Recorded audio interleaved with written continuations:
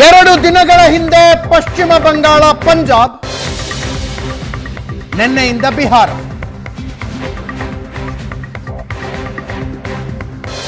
INDA ಮೈತ್ರಿಕೂಟದಲ್ಲಿ ನಾವಿಲ್ಲ, ಪ್ರತ್ಯೇಕವಾಗಿ ಸ್ಪರ್ಧೆ ಮಾಡ್ತೀವಿ ಅಂತ ಪಶ್ಚಿಮ ಬಂಗಾಳದಲ್ಲಿ ಮಮತಾ ಬ್ಯಾನರ್ಜಿ ಘೋಷಿಸಿದರು. ಪಂಜಾಬ್ನಲ್ಲಿ ಭಗವಂತ್ ಸಿಂಗ್ ಮಾನ್ ಘೋಷಿಸಿದರು.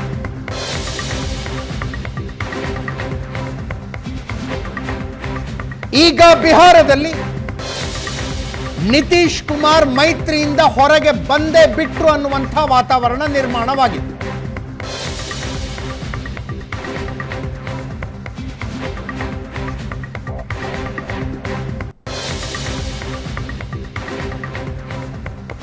ಒಂದು ಕಡೆ ಬಿಹಾರದಲ್ಲಿ ಸಭೆಗಳ ಮೇಲೆ ಸಭೆಗಳು, ಇನ್ನೊಂದು ಕಡೆ ದಿಲ್ಲಿಯಲ್ಲೂ ಕೂಡ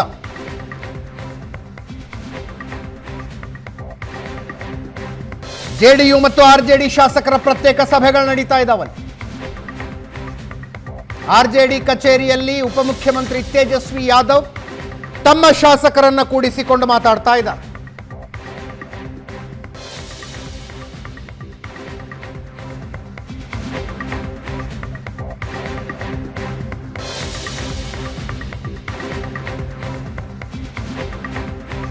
ನಿನ್ನೆ ಕ್ಯಾಬಿನೆಟ್ ಸಭೆ ನಡೀತು, ಕೇವಲ 15 ನಿಮಿಷ.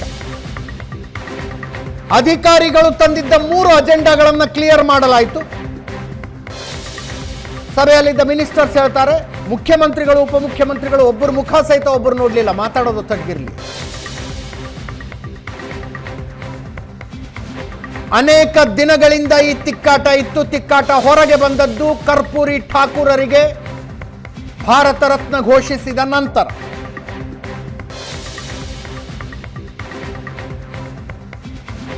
ಇವತ್ತು ಗಣರಾಜ್ಯೋತ್ಸವದ ಕಾರ್ಯಕ್ರಮದಲ್ಲಿ ಮುಖ್ಯಮಂತ್ರಿ ಉಪಮುಖ್ಯಮಂತ್ರಿಗಳು ಇಬ್ಬರು ಇದ್ರು. ಮಾತಿಲ್ಲ, ಕಥೆ ಇಲ್ಲ.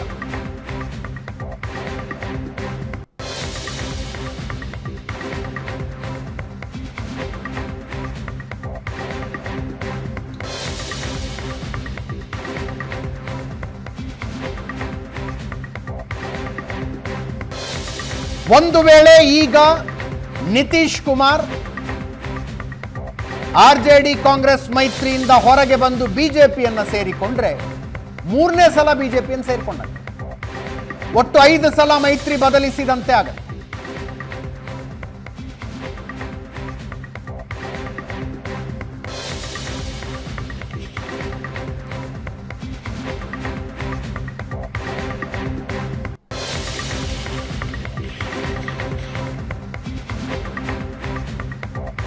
ಮೊನ್ನೆ ಪ್ರಧಾನಮಂತ್ರಿ ನರೇಂದ್ರ ಮೋದಿ ಅವರು ಜೈಪುರಕ್ಕೆ ಹೋಗಬೇಕಾಗಿತ್ತು. ಗಣರಾಜ್ಯೋತ್ಸವದ ಮುಖ್ಯ ಅತಿಥಿ ಇಮ್ಯಾನ್ಯುಯಲ್ ಮ್ಯಾಕ್ರಾನ್ ಬಂದಿದ್ರು.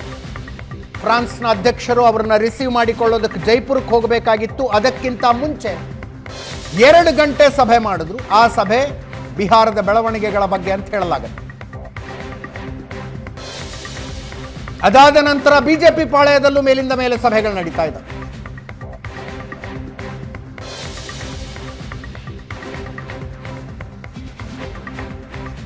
ಮುನಿಸದೇನೇನಿತ್ತೋ ಒಳಗೆ ಇತ್ತು.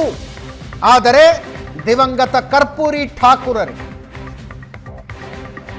ಭಾರತ ರತ್ನ ಘೋಷಿಸಿದ ನಂತರ ಬಹಿರಂಗ ಸಮಾವೇಶವೊಂದರಲ್ಲಿ ಮಾತನಾಡುವಾಗ, ಅದನ್ನು ಕೇಳಿಸ್ತೀವಿ ಕೆಲವೇ ಕ್ಷಣಗಳಲ್ಲಿ ನಿಮಗೆ. ಬಹಿರಂಗ ಸಮಾರಂಭವೊಂದರಲ್ಲಿ ಮಾತನಾಡುವಾಗ ನಿತೀಶ್ ಕುಮಾರ್, ಬಿಹಾರದ ಮುಖ್ಯಮಂತ್ರಿಗಳು ಅಭಿನಂದನೆ ತಿಳಿಸಿದ್ರು. ನರೇಂದ್ರ ಮೋದಿ ಅವರಿಗೆ ಅಭಿನಂದನೆಗಳು, ಕಾಂಗ್ರೆಸ್ನವ್ರಿಗೆ ಬಡ್ಕೊಂಡ್ವಿ ನಾವು, ಕೊಡಿ ಭಾರತ ರತ್ನ ಅಂತ, ಕೊಡಲಿಲ್ಲ ಅವರು ಅಂತ. ಅದಾದ ನಂತರ ಅದೇ ವೇದಿಕೆಯ ಮೇಲೆ ಕರ್ಪೂರಿ ಠಾಕೂರ್ರನ್ನ ನೋಡಿ ಯಾವತ್ತೂ ಕುಟುಂಬ ರಾಜಕಾರಣ ಮಾಡಲಿಲ್ಲ, ತಮ್ಮ ಕುಟುಂಬದವ್ರನ್ನ ಯಾವತ್ತೂ ಬೆಳೆಸಲಿಲ್ಲ ಅವರು, ನಾನು ಕೂಡ ಅಷ್ಟೇ ನನ್ನ ಕುಟುಂಬದವ್ರನ್ನ ಅಧಿಕಾರದಿಂದ ದೂರ ಇಟ್ಟಿದ್ದೀನಿ ಅಂದ್ರು. ಪಕ್ಕದಲ್ಲಿ ಉಪಮುಖ್ಯಮಂತ್ರಿಗಳಿದ್ದಾಗ, ತೇಜಸ್ವಿ ಯಾದವ್ ಇದ್ದಾಗ, ತೇಜಸ್ವಿ ಯಾದವ್ ಯಾರು? ಲಾಲು ಪ್ರಸಾದ್ ಯಾದವ್ ಮಗ. ಅವರನ್ನು ಕೂಡಿಸಿಕೊಂಡು ಕುಟುಂಬ ರಾಜಕಾರಣದ ವಿರುದ್ಧ ಮಾತಾಡಿದ್ರು. ಮಾರನೇ ದಿವಸ ಲಾಲು ಪ್ರಸಾದ್ ಯಾದವ್ ಪುತ್ರಿಯ ಟ್ವೀಟ್, ಸಮಾಜವಾದಿ ಅಂತ ಹೇಳ್ಕೊಂಡು ಇವ್ರು ಏನೇನೋ ಮಾಡ್ತಾರೆ. ಆ ಭಾಷಣವನ್ನು ಕೇಳಿಸ್ಕೊ. ಇದು ಇದೆಯಲ್ಲ, ಇದು ಗಣರಾಜ್ಯೋತ್ಸವ ಕಾರ್ಯಕ್ರಮದ ಫೋಟೋ. ಇದು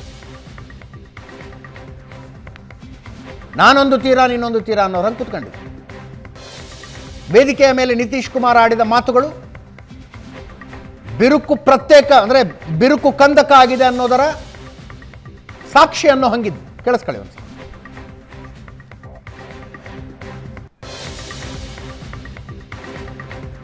ಇದು ಗಣರಾಜ್ಯೋತ್ಸವ ಕಾರ್ಯಕ್ರಮ ಇವತ್ತಿಂದು.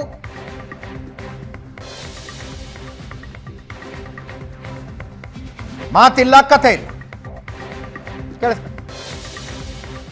हर तरह से उनका इज्जत हम लोग करते हैं, तो हम लोग तो करते हैं, लेकिन आजकल तो बहुत लोग अपने परिवारों को बढ़ाते रहता है। लेकिन आप समझ लीजिए कि जन नायक कर्पूरी ठाकुर जी कभी भी अपने परिवार को नहीं बढ़ाए। और एक ही बात जान लीजिए कि जन नायक कर्पूरी ठाकुर जी से ही सीख करके हमने भी अपने किसी परिवार को आज तक नहीं बढ़ाया है, यह पक्का जान लीजिए। हर तरह से उनका इज्जत हम लोग करते हैं, तो हम लोग तो करते हैं, लेकिन आजकल तो बहुत लोग अपने परिवारों को बढ़ाते रहता है।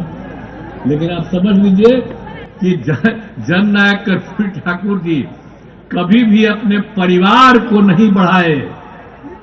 और एक ही बात जान लीजिए कि जन नायक कर्पूरी ठाकुर जी से ही सीख करके हमने भी अपने किसी परिवार को आज तक नहीं बढ़ाया है।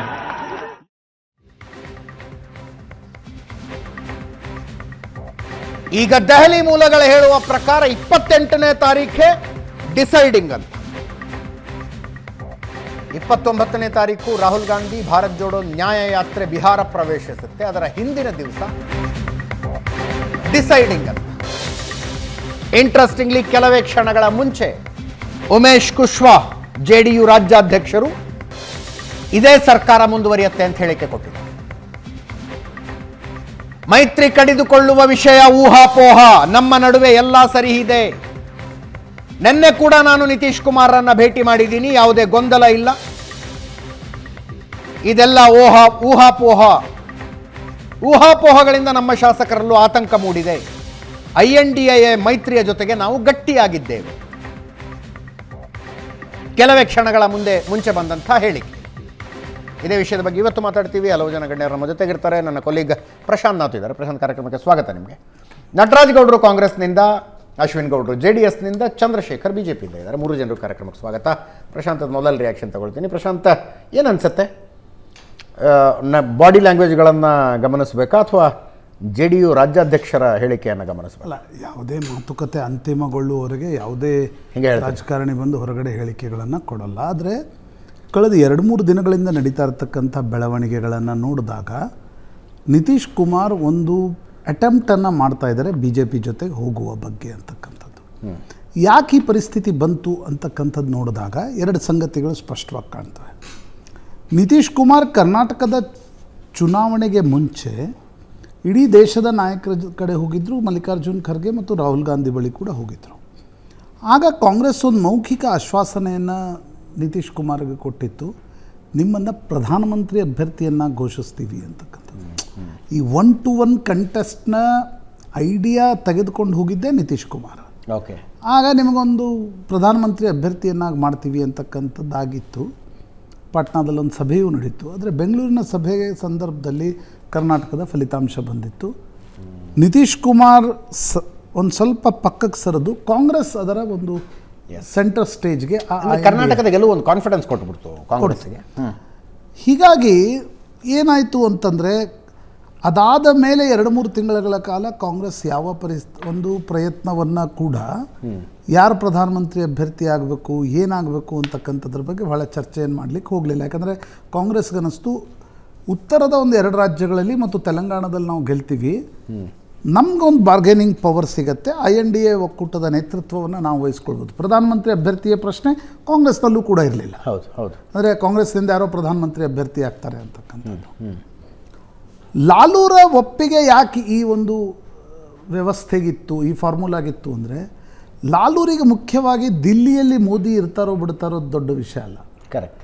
ಲಾಲೂಗೆ ತಾನು ಇನ್ನೂ ಸ್ವಲ್ಪ, ಈಗಷ್ಟೇ ಅವರು ಕಿಡ್ನಿ ಕಸಿ ಎಲ್ಲ ಮಾಡಿಸ್ಕೊಂಡ್ರು, ನನ್ನ ಮುಂದೆ ನನ್ನ ಮಗ ಮುಖ್ಯಮಂತ್ರಿ ಆಗಬೇಕು ಅಂತಕ್ಕಂಥದ್ದು. ಯಾಕಂದರೆ ಬಿಹಾರದಲ್ಲಿ ಸಿಂಗಲ್ ಲಾರ್ಜೆಸ್ಟ್ ಪಾರ್ಟಿಯಾಗಿ ಕಳೆದ ವಿಧಾನಸಭಾ ಚುನಾವಣೆಯಲ್ಲಿ RJD ಹೊರಹೊಮ್ಮಿದೆ. ಹೀಗಾಗಿ ಲಾಲೂಗೆ ಅನಿಸುತ್ತೆ, ಆದರೆ ಈಗಲೇ ಆಗಬೇಕು, ತೇಜಸ್ವಿ ಯಾದವ್ ಮುಖ್ಯಮಂತ್ರಿಯಾಗಿ ಆಯ್ಕೆ ಆಗಬೇಕು. ಅದಕ್ಕೇನಾಗಬೇಕು ಅಂದರೆ ನಿತೀಶ್ ಕುಮಾರ್ ದಿಲ್ಲಿಗೆ ಶಿಫ್ಟ್ ಆಗಬೇಕು. ಎಸ್. ಆದರೆ ನಿತೀಶ್ ಕುಮಾರಿಗೆ ಏನೂ ಇಲ್ಲದೆ ಅವರು ದಿಲ್ಲಿಗೆ ಯಾಕೆ ಶಿಫ್ಟ್ ಆಗ್ತಾರೆ ಅನ್ನೆಸೆಸರಿಲಿ? ಕರೆಕ್ಟ್. ಅದರ ಜೊತೆ ಇನ್ನೊಂದು ಬೆಳವಣಿಗೆಗಳು ಕೂಡ ಕಳೆದ 20-25 ದಿನಗಳಿಂದ ನಡೀತಾ ಇವೆ.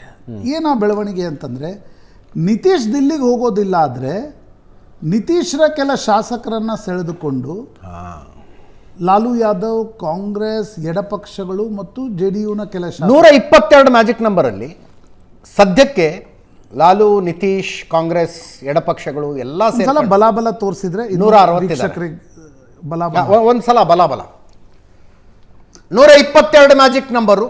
RJD 79, ಲಾಲು ಪ್ರಸಾದ್ ಯಾದವ್ ಪಕ್ಷ ಸಿಂಗಲ್ ಲಾರ್ಜೆಸ್ಟಲ್ಲಿ 79, JDU 45, ಕಾಂಗ್ರೆಸ್ 19, ಎಡಪಕ್ಷಗಳ 16, ಇತರೆ 6.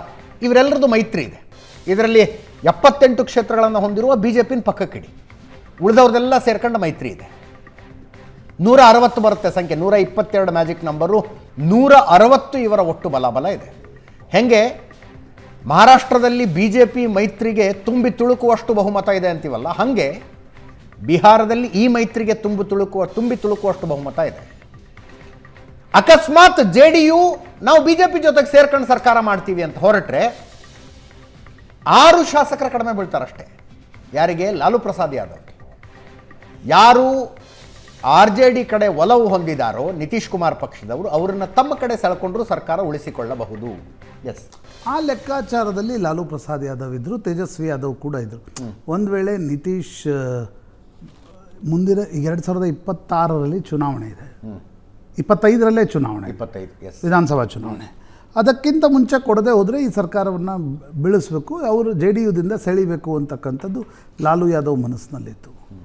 ಹೀಗಾಗಿ ನಿತೀಶ್ ಕುಮಾರ್ಗೂ ಕೂಡ BJP ಜೊತೆ ಹೋಗದೆ ಅವ್ರಿಗೆ ಈಗ ಬೇರೆ ದಾರಿ ಇಲ್ಲ. That's a question of survival. ಯಾಕಂದರೆ ನಿತೀಶ್ ಕುಮಾರು ಹೇಗಂದರೆ ತುಂಬ ಜಾಣ ರಾಜಕಾರಣಿ. ಒಮ್ಮೆ ಅವರು BJP ಜೊತೆಗೆ ಬರ್ತಾರೆ, ಒಮ್ಮೆ RJD ಜೊತೆಗೆ ಇರ್ತಾರೆ. ದಟ್ ಈಸ್ ದ ಸೂತ್ರ ಆಫ್ ಇಸ್ ಸರ್ವೈವಲ್. ಅವರು ಒಬ್ಬರ ಜೊತೆ ಇದ್ದರೆ, RJD ಜೊತೆನೇ ಭಾಳ ದಿನ ಇದ್ದರೆ, BJP ಜೊತೆನೇ ಭಾಳ ದಿನ ಇದ್ದರೆ, ಇವೆರಡೂ ಪಕ್ಷಗಳು ಅವರನ್ನು ಅಪೋಷಣ ತೆಗೆದುಕೊಳ್ತವೆ. ಯಾಕಂದರೆ ನಿತೀಶ್ ಕುಮಾರ್ ಹೆಂಗೆ ಅಂದರೆ ಬಿಹಾರದ ರಾಜಕಾರಣದಲ್ಲಿ ಅತ್ಯಂತ ಸಣ್ಣ ಸಮುದಾಯ, ಕುರ್ಮಿ ಸಮುದಾಯದ ಮತಗಳೇನು ಭಾಳಿಲ್ಲ, ಆದರೆ ಒಂದು ಕಾಬಲ್ ಮಾಡಿದ್ದಾರೆ, ಒಂದು ಜಾತೀಯ ಸಮೀಕರಣಗಳನ್ನು. ಯಾದವರನ್ನು ವಿರೋಧಿಸುವ ಹಿಂದುಳಿದ ವರ್ಗಗಳು, ಕುರ್ಮಿ, ಕುಶ್ವಾ ಇವರೆಲ್ಲ ಜೊತೆಗೆ ಬರ್ತಾರೆ. ದಲಿತರಲ್ಲಿ ಪಾಸ್ವಾನ್ರನ್ನು ಬಿಟ್ಟು ಉಳಿದ ಮಹಾದಲಿತರೇನಿದ್ದಾರೆ ಅವರು ಸ್ವಲ್ಪ ನಿತೀಶ್ ಕುಮಾರನ್ನು ಇಷ್ಟಪಡ್ತಾರೆ. ಮುಸ್ಲಿಮ್ರಲ್ಲಿ ಒಂದು ಸ್ವಲ್ಪ ಮಾರ್ಜಿನ್ ವೋಟ್ಗಳು ಬರ್ತವೆ. ಆ ಕಾರಣದಿಂದ ನಿತೀಶ್ ಕುಮಾರ್ 40-50 ಸೀಟ್ಗಳನ್ನು ಪಡಿತಾರೆ. 35ರಿಂದ 45-50 ಅವರಿಲ್ಲದೆ ಯಾವುದೇ ಸರ್ಕಾರ ರಚನೆ ಆಗಲ್ಲ.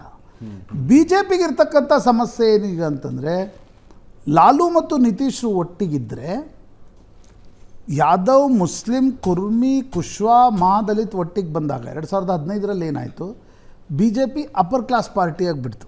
ಎಸ್ ಎಸ್ ಜಿತಿನ್ ರಾಮ್ ಮಾಂಜಿ ಇದ್ದರು, ಪಾಸ್ವಾನ್ ಇದ್ದರೂ ಕೂಡ BJP ಅಪ್ಪರ್ ಕಾಸ್ಟ್ ಪಾರ್ಟಿ ಆಗಿಬಿಡ್ತು. ಭೂಮಿಯಾರ್, ಬ್ರಾಹ್ಮಣ್, ಬನಿಯಾ, ರಜಪೂತ್, ಠಾಕೂರ್ ಇವ್ರ ಪಾರ್ಟಿ ಆಗಿಬಿಡ್ತು. ಬಿಹಾರದ ರಾಜಕಾರಣದಲ್ಲಿ ಅಪ್ಪರ್ ಕಾಸ್ಟ್ ಆ್ಯಂಡ್ ಬ್ಯಾಕ್ವರ್ಡ್ ಕಾಸ್ಟ್ಗಳ ದೊಡ್ಡ ಒಂದು ಫೈಟ್ ಬಹಳ ವರ್ಷಗಳಿಂದ ನಡೆಯುತ್ತೆ.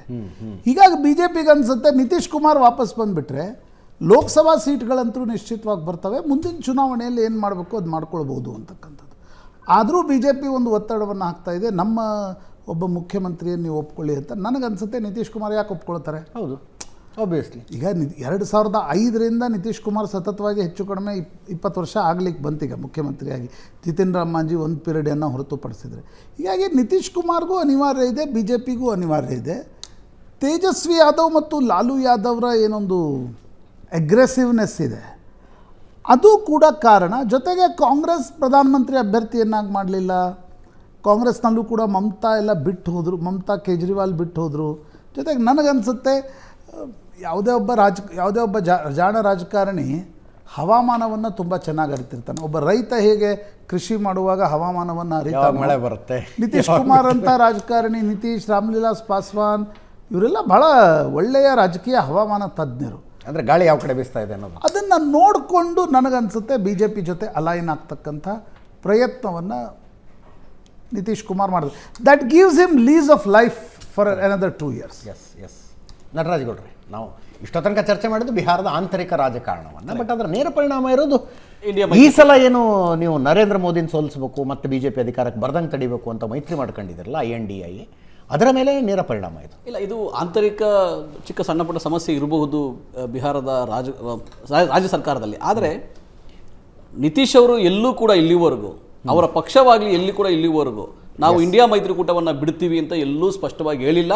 ಆಮೇಲೆ ಕೆಲವು ಗೊಂದಲಗಳು ಈಗ ಮಾಧ್ಯಮಗಳು ಬಂದ ಮೇಲೆ ಶಾಸಕರು ಕೂಡ ಕೇಳೋದು, ದೌಡಾಯಿಸೋದು ಅದೆಲ್ಲ ನಡೀತಾ ಇದೆ. ಆದರೆ ಇಲ್ಲಿವರೆಗೂ ಬಂದಿರತಕ್ಕಂಥ ಮಾಹಿತಿ ಪ್ರಕಾರ ಅವರು ಇಂಡಿಯಾ ಮೈತ್ರಿಕೂಟದಲ್ಲೇ ಮುಂದುವರಿತಾರೆ, ಇದೇ ಸರ್ಕಾರದಲ್ಲಿ ಮುಂದುವರಿತಾರೆ. ಅವರೊಳಗೆ ಏನು RJD ಜೊತೆಗೆ ಸಣ್ಣ ಪುಟ್ಟ ಸಮಸ್ಯೆಗಳಿದ್ದಾವೆ, ಇವರು ಅವರನ್ನು ಕುಟುಂಬ ರಾಜಕಾರಣ ಅಂತ ಅಂದರು, ಅಥವಾ ಇವರನ್ನು ಬೇರೆ ನಿಮ್ಮ ಕಮ್ಮಿಗಳನ್ನು ನೋಡ್ಕೊಳ್ಳಿ ಅಂತ ಏನು ಅಂದರು, ಟೀಕೆ ಮಾಡಿದ್ರು. ಇದು ಪರಸ್ಪರ ಟೀಕೆ ಏನಿದೆ ಅದನ್ನು ಅವರು ಕುಳಿತು ಬಗೆಹರಿಸ್ಕೊತಾರೆ ಅಂತ ಒಂದು ಸಬ್ ಟೀಕೆ. ಅಂದರೆ ಅವರ ರಾಜ್ಯ ಸರ್ಕಾರದೊಳಗೆ ಅವರ ಮಿತ್ರ ಪಕ್ಷ RJD ಮತ್ತು ಇವರು ಸರ್ಕಾರದೊಳಗೆ, ಉಪಮುಖ್ಯಮಂತ್ರಿ ತೇಜಸ್ವಿ ಇವರು ಮುಖ್ಯಮಂತ್ರಿ, ಅವರೊಳಗೆ ಸಣ್ಣ ಪುಟ್ಟ ಸಮಸ್ಯೆಗಳಿದ್ರೆ ಅದರ ಭಿನ್ನಾಭಿಪ್ರಾಯ ಇದ್ದರೆ ಅದು ಒಂದು ಇತ್ಯರ್ಥ ಮಾಡ್ಕೊತಾರೆ ಹೊರತು ಇಂಡಿಯಾ ಮೈತ್ರಿಕೂಟವನ್ನು ಯಾವುದೇ ಯಾಕಂದರೆ ನಿತೀಶ್ ಕುಮಾರ್ ಅವ್ರಿಗೆ ಯಾವತ್ತೂ ಒಂದು ಉದ್ದೇಶ ಇತ್ತು, ಏನು BJP-ಯೇತರ ಅಥವಾ ಕಾಂಗ್ರೆಸ್ಸೇತರ ಯಾವುದೇ ಮೈತ್ರಿಕೂಟ ಆಗಬಾರ್ದು, ಕಾಂಗ್ರೆಸ್ಸೇ ಮುನ್ನಡೆಯನ್ನು ಸಾಧಿಸಬೇಕು, ಕಾಂಗ್ರೆಸ್ ಎಲ್ಲರನ್ನೂ ಒಟ್ಟಿಗೆ ಸೇರಿಸಬೇಕಂತ ಹೇಳಿ BJP-ಯೇತರ ಎಲ್ಲ ಪಕ್ಷಗಳನ್ನ ಸೇರಿಸಿದವರು ಮುಂಚೂಣಿಗೆ ಶುರು ಮಾಡಿದವ್ರೆ ಅವ್ರು ಯಾವಾಗ ಹೇಳಿದ್ರಿ ಕಾಂಗ್ರೆಸ್ ನೇತೃತ್ವದ ಮೈತ್ರಿ ಅಂತ? ಇಂಡಿಯಾ ಮೈತ್ರಿಕೂಟ ಮಾಡಿರೋದೇ ಅದಕ್ಕೆ. ಏನು ಕಾಂಗ್ರೆಸ್ ನೇತೃತ್ವ ಕೊಡಕ್ಕೆ? ಕಾಂಗ್ರೆಸ್ ನೇತೃತ್ವ ಯಾಕಂದ್ರೆ ಕರ್ನಾಟಕದಲ್ಲಿ ಮಾತಾಡ್ತಿದ್ದೀರಿ, ನ್ಯಾಷನಲ್ ಚಾನಲ್ ನಲ್ಲಿ ಏನಾದ್ರು ಕುತ್ಕೊಂಡು ಮಾತಾಡಿದ್ರೆ ಇನ್ನೊಂದು 4 ಪಕ್ಷಗಳು ಹೋಗ್ತವೆ. ಇನ್ನೊಂದು ಇಂಪಾರ್ಟೆಂಟ್ ಏನಂದ್ರೆ, ಅಲ್ಲ ಒಂದೇ ನಿಮಿಷ, JDU ನಿತೀಶ್ ಕುಮಾರ್ ಹೇಳಿದ್ರ ನಿಮ್ಮ ನೇತೃತ್ವದಲ್ಲಿ ಮೈತ್ರಿ ಮಾಡೋಣ ಬನ್ನಿ ಅಂತ? ಅವರು ಒಂದು ಮುನ್ನುಡಿ ಪಡೆದ್ರು ಅವರು. ಆದರೆ ಅವ್ರನ್ನ ಕರೆದು, ಎಲ್ಲರನ್ನ ಕರೆದು, ಇಡೀ ದೇಶದಲ್ಲಿ ಕಾಂಗ್ರೆಸ್ಗೆ ನಿಮಗೆ ಅಸ್ತಿತ್ವ ಇದೆ, ಇಡೀ ದೇಶದಲ್ಲಿ ನಿಮಗೆ ಕಾರ್ಯಕರ್ತರಿದೆ, ಒಂದು ಪಡೆ ಇದೆ, ಇದು ನೀವೇ ಮಾಡ್ಬೇಕಂತ ಹೇಳಿ ಒಂದು ಅವಕಾಶ ಕೊಟ್ಟು, ಈಗ ಮಾನ್ಯ ಖರ್ಗೆ ಅವರು ಸಂಚಾಲಕರಾದ್ರಲ್ಲ, ಯಾರು ಹೇಳಿದ್ದು ಇದನ್ನ? ಅಂದ್ರೆ ಕಾಂಗ್ರೆಸ್ ನೇತೃತ್ವದ ಮೈತ್ರಿ ಇದು ಅಂತ ಯಾರು ಹೇಳಿದ್ರು? 28 ಮೈತ್ರಿ ಪಕ್ಷಗಳ ಪೈಕಿ ಯಾವ ಪಕ್ಷ ಹೇಳ್ತು? 28 ಪಕ್ಷಗಳು ಹೇಳಿದವೆ ಕಾಂಗ್ರೆಸ್ ನೇತೃತ್ವ ಇದಕ್ಕೆ. ಕಾಂಗ್ರೆಸ್ ನೇತೃತ್ವ ಬೇಕು, ಯಾಕಂದ್ರೆ ಇಡೀ ದೇಶದಲ್ಲಿ ಸಂಘಟನೆಯಲ್ಲಿ ಕಾಂಗ್ರೆಸ್ ಇದೆ, ಕಾಂಗ್ರೆಸ್ಗೆ ಆ ಶಕ್ತಿ ಇದೆ. ನಾವೆಲ್ಲ ಒಂದೊಂದು ಪ್ರಾದೇಶಿಕ ಪಕ್ಷವಾಗಿ ನಮ್ಮ ಸಂಘಟನೆಯನ್ನು ನಾವು ಸೇರಿಸ್ಕೊಂಡು BJP-ಯನ್ನು ಸೋಲಿಸಲೇಬೇಕು ಅಂತ ಇದು ಫಸ್ಟ್ ಅದು ಶುರು ಮಾಡಿದಂಥವರು ನಿತೀಶ್ ಕುಮಾರ್ ಅವರು. ಅವರಿಗೆ ಯಾವುದೇ ಇಂಡಿಯಾ ಮೈತ್ರಿಕೂಟವನ್ನು ಬಿಡುವ ಯಾವುದೇ ಇನ್ನೂ ತುಂಬಾ ಚೆನ್ನಾಗಿ ನೆನಪಿದೆ. ಕರ್ನಾಟಕದಲ್ಲಿ ಕಾಂಗ್ರೆಸ್ ಸರ್ಕಾರ ಬಂತು ಮೇ 13ನೇ ತಾರೀಕಿನ ರಿಸಲ್ಟಿನ ನಂತರ. ಅದಾದಮೇಲೆ ಬೆಂಗಳೂರಿನಲ್ಲಿ ಒಂದು INDA ಮೈತ್ರಿಕೂಟದ ಸಭೆ ನಡೀತು ತಾಜ್ ವೆಸ್ಟ್ ಎಂಡ್ ಹೋಟೆಲ್ನಲ್ಲಿ. ಆ ಸಭೆಯಲ್ಲಿ ಈ ಮೈತ್ರಿಕೂಟದ ಹೆಸರು INDA ಅಂತ ಘೋಷಣೆ ಮಾಡಲಾಯಿತು. ಅದಾದ ನಂತರ ಒಂದು ಪೋಸ್ಟರ್ ಬಿಡುಗಡೆ ಆಯಿತು. ಮುಂದುಗಡೆ ರಾಹುಲ್ ಗಾಂಧಿಯವರ ದೊಡ್ಡ ಚಿತ್ರ, ಅಕ್ಕಪಕ್ಕದಲ್ಲಿ ಸೋನಿಯಾ ಗಾಂಧಿ ಮತ್ತು ಮಲ್ಲಿಕಾರ್ಜುನ ಖರ್ಗೆ, ಅದಾದ ಮೇಲೆ ಮೈತ್ರಿಕೂಟದ ಇತರ ಸದಸ್ಯರುಗಳ ಫೋಟೋ. ಅದಕ್ಕೆ ಮೈತ್ರಿಕೂಟ ಅದು ಎಷ್ಟು ಸಿಟ್ಟಿಗೆತ್ತು ಅಂದರೆ, ನೀವು ರಾಹುಲ್ ಗಾಂಧಿ ಫೋಟೋ ದೊಡ್ಡದಾಗಿ ಹಾಕುವ ಮೂಲಕ ಅವರ ನೇತೃತ್ವ ಅಂತ ಬಿಂಬಿಸೋದಕ್ಕೆ ಹೊರಟಿದ್ದೀರಿ ಅಂತ 10 ನಿಮಿಷದಲ್ಲಿ ಅದನ್ನು ಡಿಲೀಟ್ ಮಾಡಿ ಎಲ್ಲರದು ಸಮಾನ ಸೈಜ್ಗಳಿರುವಂಥ ಫೋಟೋದ ಇನ್ನೊಂದು ಪೋಸ್ಟರ್ನ ಬಿಡುಗಡೆ ಮಾಡಲಾಯಿತು. ನೀವು ಹೇಳ್ತಾ ಇದ್ದೀರಿ ಕಾಂಗ್ರೆಸ್ ನೇತೃತ್ವದ ಮೈತ್ರಿಕೂಟ. ಏನಾಗಿದೆ ಅಂದರೆ, ಎಲ್ಲಾ ಪಕ್ಷಗಳು ಪ್ರಾದೇಶಿಕ ಪಕ್ಷಗಳೇ. ಇವನ್ JDU ಕೂಡ ಅಲ್ಲಿ ಬಿಹಾರದಲ್ಲಿ ತಮ್ಮ ಪ್ರಾಬಲ್ಯ ಇದೆ, ಅಧಿಕಾರದಲ್ಲಿದೆ. ಇಡೀ ದೇಶದಲ್ಲಿ ಅದು ಆ ಸಾಮರ್ಥ್ಯವನ್ನ ಹೊಂದಿಲ್ಲ, ಅದು ಕಾಂಗ್ರೆಸ್ ಮಾತ್ರನೇ ಹೊಂದಿರೋದು ಅಂತ ಹೇಳಿ ಎಲ್ಲಾ ಪಕ್ಷಗಳು ಒಟ್ಟಾಗಿ ಸೇರಿನೇ ಮಾನ್ಯ ಖರ್ಗೆ ಅವರನ್ನ ನೀವು ಸಂಚಾಲಕರಾಗಿ ಮುನ್ನಡೆಸಿ ಅಂತ ಮಾಡಿರುವಂಥದ್ದು.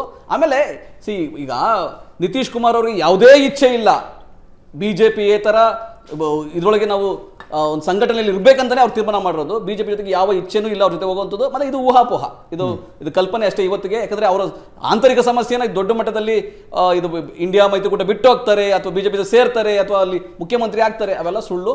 ಆದರೆ ಅಲ್ಲಿರ್ಬೋದು ತೇಜಸ್ವಿ ಯಾದವ್ ಮತ್ತೆ ಮಾನ್ಯ ನಿತೀಶ್ ಕುಮಾರ್ ಜೊತೆ ಸ್ವಲ್ಪ ಭಿನ್ನಾಭಿಪ್ರಾಯ ಇರಬಹುದು, ಅದು ಸರಿ ಮಾಡ್ಕೊತಾರಲ್ಲ ಲೋಕಲ್ ಇಶ್ಯೂ. ಇಷ್ಟೊತ್ತು ನೀವು ಕಾಂಗ್ರೆಸ್ನವರ ವಿಶ್ಫುಲ್ ಥಿಂಕಿಂಗ್ ಅನ್ನು ಕೇಳಿಸ್ಕೊಂಡ್ರೆ, ಈಗ BJP ಅವರ ವಿಶ್ಫುಲ್ ಥಿಂಕಿಂಗ್ ಕೇಳಿಸ್ಕೊಳ್ಳೋಣ. ಚಂದ್ರಶೇಖರ್ ಅವರು, ಭಾಳ ಡ್ಯಾಮೇಜ್ ಆಗುತ್ತೆ ಇಂಡಿಯಾ ಅಲಯನ್ಸ್ಗೆ ಅಕಸ್ಮಾತ್ ಇವರು ಈ ವಿಷಯ ಎಲ್ಲ ಇಡೀ ದೇಶಕ್ಕೆ ಗೊತ್ತಾದ್ರೆ. ಯಾಕೆಂದರೆ ಎರಡನೇ ಇದು ಏನು 17-18 ಜುಲೈಯಲ್ಲಿ ಎರಡನೇ ಮೀಟಿಂಗ್ ಆದಮೇಲೆ ಮಲ್ಲಿಕಾರ್ಜುನ ಖರ್ಗೆ ಅವರು ಹೇಳಿದ್ರು, ಯಾರ್ದು ನೇತೃತ್ವ ಇಲ್ಲ, ಇದು ಎಲ್ಲರೂ ಒಟ್ಟಾಗಿ ಸಮಾನರಾಗಿ ಹೋಗ್ತೇವೆ ಅಂತೇಳಿ. ಈವನ್ ಪ್ರೈಮ್ ಮಿನಿಸ್ಟರ್ ಕ್ಯಾಂಡಿಡೇಟ್ ವಿಚಾರದಲ್ಲಿ, ಈವನ್ ಕನ್ವೀನರ್ ವಿಚಾರದಲ್ಲಿ ಯಾವುದು ಇದು ಬಂದಿರಲಿಲ್ಲ. ನೋಡಿ ಒಂದು ನಿಮಿಷ, ಇಲ್ಲಿ ಬರ್ತಿರ್ತಕ್ಕಂಥದ್ದು ಮೇಯ್ನು ಫೌಂಡೇಶನ್ ಆಫ್ ಐಡಿಯಾಲಜಿ ಯಾವುದಿದೆ ಅಂತ ಹೇಳಿ ಇವತ್ತು ಕ್ಲಿಯರ್ ಆಗಿ ದೇಶದಲ್ಲಿ ಕಾಣ್ತಾ ಇದೆ. ಒಂದು BJP-ಯ ಫೌಂಡೇಶನ್ ಆಫ್ ಐಡಿಯಾಲಜಿ, ಫೌಂಡೇಶನ್ ಹೇಳ್ತಾ ಇದ್ದೀನಿ. ಒಂದು ಅದು ರಾಷ್ಟ್ರೀಯತೆ, ಇನ್ನೊಂದ್ರದ್ದು ಪವರ್. ಒಂದು ರಾಷ್ಟ್ರೀಯತೆ ಮತ್ತು ಪವರ್ ಎರಡು ಸ್ಟ್ರಗಲ್ ಆಗಿರ್ತಕ್ಕಂಥದ್ದು. ಇಂಡಿಯಾ ಅಲಯನ್ಸ್ ಯಾವ ಉದ್ದೇಶಕ್ಕೋಸ್ಕರ ಸೇರ್ಕೊಂತು? 10 ವರ್ಷಗಳಾದ ಮೇಲೆ ಆಂಟಿ ಇನ್ಕಂಬೆನ್ಸಿನ ಬೆಳೆಸ್ಕೊಂಡು ನಾವು ಮೋದಿಯವ್ರನ್ನ ಸೋಲಿಸಬೇಕು, ಇದು ಒಂದೇ ಉದ್ದೇಶ ಆಗಿತ್ತು.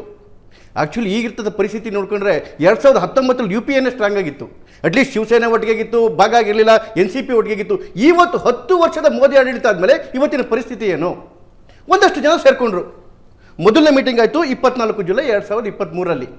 ಅವತ್ತೇನು ಟ್ರಾನ್ಸ್ಫರ್ ನಡೀತೊಳಗಡೆಗೆ ಕೇಜ್ರಿವಾಲ್ ಒಬ್ಬರದೇ ಗೊಂದಲ ನಡೆದಿದ್ದು. ಈ ದೆಹಲಿ ಆಡಿಯನ್ಸ್ ಆಗ್ತಿತ್ತು, ಎಲ್ಲರೂ ನಮಗೆ ಸಪೋರ್ಟ್ ಮಾಡಿ ಅದೊಂದೇ ಅಜೆಂಡಾ ಆಯಿತು. ಎರಡನೇ ಇದು ನಡೀತು 17-18 ಜುಲೈಯಲ್ಲಿ. ಯಾರು ನಡೀತಾ ಅವತ್ತು? ನಿತೀಶ್ ಕುಮಾರ್ ಅವ್ರದ್ದು ಕನ್ವೀನರ್ ಘೋಷಣೆ ಮಾಡಿ ಅಂತೇಳಿ ಯಾವ ಡಿಸಿಷನ್ನು ತಗೊಳ್ಳಿಲ್ಲ. 3ನೇ ಮೀಟಿಂಗ್ ಆಯಿತು ಹಯಾಟ್ ಮುಂಬೈಯಲ್ಲಿ 31 ಆಗಸ್ಟ್ ಮತ್ತು 1 ಸೆಪ್ಟೆಂಬರಲ್ಲಿ. ಯಾರ್ದು ಗೊಂದಲ ಶುರುವಾಯಿತು? ಮಮತಾ ಬ್ಯಾನರ್ಜಿ ಅವ್ರದ್ದು. ಫೋಟೋ ಶೂಟಿಗೆ ಬರಲಿಲ್ಲ ಕಡೆಗವರು, ಹೇಳ್ಕೊಂಬಿಟ್ಟಿದ್ದೊಂದೇ ಮೊದಲು ಸೀಟ್ ಶೇರಿಂಗ್ ಮಾಡಿ ಅಂತೇಳಿ. ಅದಾದಮೇಲೆ 4ನೇದು 19 ಡಿಸೆಂಬರು ಮಲ್ಲಿಕಾರ್ಜುನ್ ಖರ್ಗೆ ಅವರು ಕರೆದಿರೋ ಆನ್ಲೈನ್ ಮೀಟಿಂಗಲ್ಲಿ ಮಮತಾ ಬ್ಯಾನರ್ಜಿ ಅವರು ಬರಲಿಲ್ಲ, ಇವರು ಅಖಿಲೇಶ್ ಯಾದವ್ ಅವರು ಬರಲಿಲ್ಲ. ಯಾವ ಉದ್ದೇಶಕ್ಕೆ? ಏನು ಸಫಲ ಆಗ್ತಾ ಇದೆ? ಹೌದ್ರಿ, ನೀವೇನು ಅವು ಸಣ್ಣ ಪುಟ್ಟ ಗೊಂದಲಗಳಿದಾವಪ್ಪ ಅವ್ರ ಎಷ್ಟು ಹೇಳ್ತೀರಿ? ನೆಕ್ಸ್ಟ್ ಗುರಿ ಒಂದಿದೆ ತಾನೆ, ನೆಕ್ಸ್ಟ್ ಬಂದೆ ಒಂದು ಗುರಿ ಇದೆ ತಾನೆ. ಅಲ್ಲಲ್ಲ, ಅದು ಮೋದಿ ಮತ್ತೊಮ್ಮೆ ಅಧಿಕಾರಕ್ಕೆ ಬರದಂತೆ ತಡೆಯಬೇಕು ಅನ್ನೋ ಗುರಿ ನಿಶ್ಚಲವಾಗಿದೆಯಾ? ಯಾವತ್ತು ಗುರಿ ಐಡಿಯಾಲಜಿಯ ಫ್ರಾಗ್ಮೆಂಟೆಡ್ ಆದ್ರೆ. ಇಂದಿರಾ ಗಾಂಧಿ ಅವರು ಪ್ರಧಾನಮಂತ್ರಿ ಆಗಿದ್ದಾಗ ಇಂದಿರಾ ಗಾಂಧಿ ಅವರ ವಿರುದ್ಧ ಜಯಪ್ರಕಾಶ್ ನಾರಾಯಣರ ನೇತೃತ್ವದಲ್ಲಿ ಒಂದು ಒಕ್ಕೂಟ ರಚನೆ ಆಯ್ತಪ್ಪ. ಏನ್ ಕಾಮನಾಲಿಟಿ ಇತ್ತು ಅವ್ರ ಮಧ್ಯದಲ್ಲಿ? ಹೇಳ್ತೇನೆ, ಜನಸಂಘನೂ ಹೋಗಿತ್ತು ಅದರಲ್ಲಿ. ಏನ್ common factor? What was the common factor there? ಅವತ್ತು ಇಂದಿರಾ ಗಾಂಧಿ ಅವ್ರನ್ನ ಮತ್ತೊಮ್ಮೆ ಅಧಿಕಾರಕ್ಕೆ ಬರ್ದಂಗೆ ತಡಿಬೇಕು ಅಷ್ಟೇ. ಅವತ್ತು ಏನು ಐಡಿಯಾಲಜಿ ಜಯಪ್ರಕಾಶ್ ನಾರಾಯಣ ಅವರು ಕಟ್ಟ ಕರೆಗೆ ರಾಷ್ಟ್ರೀಯತೆ ಆಧಾರ ಅಂತೇಳಿ ಜನಸಂಘ ತನ್ನ ಅಸ್ತಿತ್ವನೇ ಬಿಡ್ತು, ಪಕ್ಷ ವಿಸರ್ಜನೆ ಮಾಡ್ತು, ಹೋಗಿ ಜನತಾ ಪಕ್ಷದೊಳಗಡೆ ಸೇರ್ಕೊಂತ. ಏನಕ್ಕೆ ಅಂತ ಹೇಳಿದ್ರೆ ದೇಶದ ವಿಚಾರ ಬಂದಾಗ ನೇಷನ್ ಫಸ್ಟ್, ಪಾರ್ಟಿಗಿಂತ ದೇಶ ಮುಖ್ಯ ಅಂತಕ್ಕಂಥದ್ದು ಅವತ್ತಿನ ನಿಲುವಾಗಿತ್ತು. ಅದಕ್ಕೆ ವಿಸರ್ಜನೆ ಮಾಡಿ. ನಿಮ್ಮ ಎಡಿಫೈಸ್ ಆಫ್ ಐಡಿಯಾಲಜಿ ಇದಲ್ಲ ಚಂದ್ರಶೇಖರ್ ಅವರು, ನೀವು ಐಡಿಯಾಲಜಿ ಬಗ್ಗೆ ಹೇಳ್ತಾ ಇದ್ರಿ. ಪಲ್ಟು ರಾಮ್ ಅಂತ ಕರೆದಿದ್ದು ಯಾರು? ನಿತೀಶ್ ಕುಮಾರನ್ನ? ಪಲ್ಟು ಕುಮಾರ್ ಅಲ್ಲ, ಪಲ್ಟು ರಾಮ್. ಪಲ್ಟು ಕುಮಾರ್ ಅಂತ ಯಾರು ಕರೆದ್ರು? BJP ಕರೀತು, BJP ಪ್ರಚಾರ ಮಾಡ್ತು ಇಸ್ ಅ ಪಲ್ಟು ರಾಮ್ ಅಂತ. ಇವತ್ತು ನೀವು ಅವರನ್ನು ಕರೆದು ಮುಖ್ಯಮಂತ್ರಿ ಮಾಡ್ಲಿಕ್ಕೆ ತಯಾರಿದ್ದೀರಿ. ಅಜಿತ್ ದಾದಾ ಪವಾರನ್ನು ಫೌಂಟೇನ್ ಹೆಡ್ ಆಫ್ ಕರಪ್ಷನ್ ಅಂತ ಕರೆದವ್ರು ಯಾರು? Naturally corrupt party. ನ್ಯಾಚುರಲಿ ಕರೀಲಿಲ್ಲ, ನೀವೇ ಕರೆದಿದ್ದವ್ರನ್ನ. ಅವರು ನಿಮ್ಮ ಜೊತೆಗೆ ಬಂದರು. ಜಗದೀಶ್ ಶೆಟ್ಟರನ್ನ ಅಮಿತ್ ಶಾ ಅವರು ಹುಬ್ಳಿಗೆ ಹೋದಾಗ ಏನಂತ ಕರೆದ್ರು? ಜಗದೀಶ್ ಶೆಟ್ಟರನ್ನ ಏನಂತ ಕರೆದ್ರು? ಅವರು ನೀವು ವಾಪಸ್ ಕರೆದು ಇದು ಎಡಿಫೈಸ್ ಆಫ್ ಪವರ್, ಎಡಿಫೈಸ್ ಆಫ್ ಐಡಿಯಾಲಜಿನ ನೀವು ಮಾಡ್ತಾ ಇರೋದು? Exactly. Let me answer for 2 minutes sir. ಒಂದು, ಯಾಕೆ ಇದೇ ಐಡಿಯಾಲಜಿ ವಿಚಾರ ನ್ಯಾಷನಾಲಿಟಿ ಅಂತ ಹೇಳಿ ಪ್ರತಿಯೊಂದನ್ನು ರಾಷ್ಟ್ರೀಯ ಬ್ರೇಕ್ ಸಮಯ ಆಗಿದೆ. ಒಂದು ಸಣ್ಣ ಪ್ರಾಕ್ಟಿಕಲ್ ಇದೇ ಪ್ರಶ್ನೆಗೆ ಉತ್ತರ ತಗೊಳ್ತೀನಿ. That's a very valid question. ಅದು ಬಾಯಿಗೆ ಬಂದಂಗೆ ಮಾತಾಡಿ ಮತ್ತವರು ಮೈತ್ರಿಲಿ ಏನೋ ಬಿರುಕಾಗಿದೆ ಅಂದ ತಕ್ಷಣ ಬನ್ನಿ ನಮ್ಮ ಜೊತೆಗೆ ನೀವೇ CM ಆಗಿ ಅಂದರೆ ಇದು ಯಾವ ಐಡಿಯಾಲಜಿ? ಚಂದ್ರಶೇಖರ್ ಅವರೇ, ಮತ್ತದೇ ಪ್ರಶ್ನೆ ಬರ್ತಾ ಇದೆ. ಯಾವ ಸೈದ್ಧಾಂತಿಕ ಆಧಾರ ಸರ್? ನಿತೀಶ್ ಕುಮಾರ್ ಬಿಟ್ಟು ಹೋದಾಗ ಬಾಯಿಗೆ ಬಂದಂಗೆ ಮಾತಾಡಿದ್ರಿ, ಈಗ ವಾಪಸ್ ಬರ್ತಾರೆ ಅಂದ ತಕ್ಷಣ ಯಾರೋ ಹಾಕಿದ್ರಿ ನಿಮ್ಮವ್ರು ಫೇಸ್ಬುಕ್ಕಲ್ಲಿ ನೋಡ್ತಾ ಇದ್ದೇನೆ. ಮುನಿಸಿಕೊಂಡ ಹಿರಿಯ ವಾಪಸ್ ಬರ್ತಾ ಇದ್ದಾರೆ, ಸ್ವಾಗತ ಅವರಿಗೆ ಅಂತ. ಮುನಿಸಿಕೊಂಡು ಹೋಗಿದ್ದ ಹಿರಿಯ ವಾಪಸ್ ಬರ್ತಾ ಇದ್ದಾರೆ. ಪಲ್ಟು ಕುಮಾರು ವಾಪಸ್ ಬರ್ತಿದ್ದಾರೆ, NCPನೂ ಹಾಗೆ. ನೋಡಿ, ತುಂಬ ಇಂಪಾರ್ಟೆಂಟ್ ಆದಂತಹ ಪ್ರಶ್ನೆ.